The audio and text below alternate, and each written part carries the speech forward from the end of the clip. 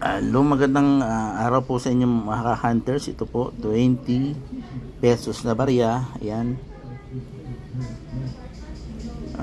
May taong 2020. Ito po ay kasama doon sa sinasabi ni Alan na nabibili daw. Pero sa aking kwan po, hindi po yan nabibili. Or wala po yung sinasabi na face, value. Ang halaga lang po nito is above, face value lang po ang halaga nito. Ito, marahil nakikita nyo po, nakalagay po ito sa plastic tube. Yan. Nilagay ko po ito para maprotektahan po yung barya. Kasi ito po, nakita ko lang po dito ay yung reverse po nito. Yan. May nakita po akong reverse. Yan. Kung mapapansin nyo po at kukuha lang po ako ng stick. Wala na yung stick ko. Nawala na yung aking mga stick. Ayan. Kung mapapansin mo, mapupunan nyo po dito. Ito po. Yan. Yan parang mga metal na naka-emboss po. Hirap. Ito lang po kasi ang kinakitaan ko na ganitong ano tawag dito. Hindi po masasabing existo Hindi rin po masasabing ito isang CAD error po. Yun nga lang po, dahil sa ito lang po yung nakita kong 20 na may ganito po, itinabi ko lang po ito. Ayan, ito po, tingnan nyo po mga ka-hunters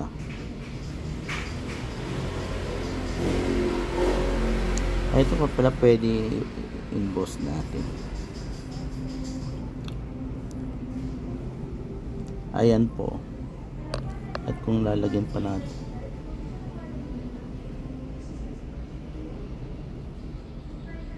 sana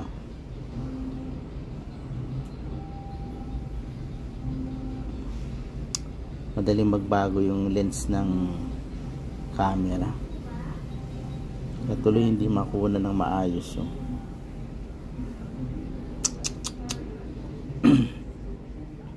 buti pang ganito na lang.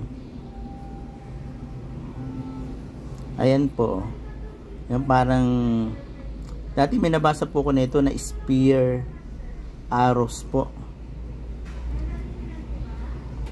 Yan yung mga kuwan po na yan, yung mga nakahilerang kuwan na yan, mga metal na naka-embossed. Yan.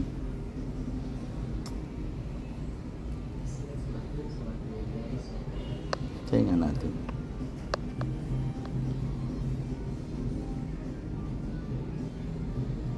I-focus ko nga. Try natin na makuna ng maayos Ayan. Ayan po. Ayan po. Yan. Kung mapapansin natin, para siyang mga puno sa malayo po.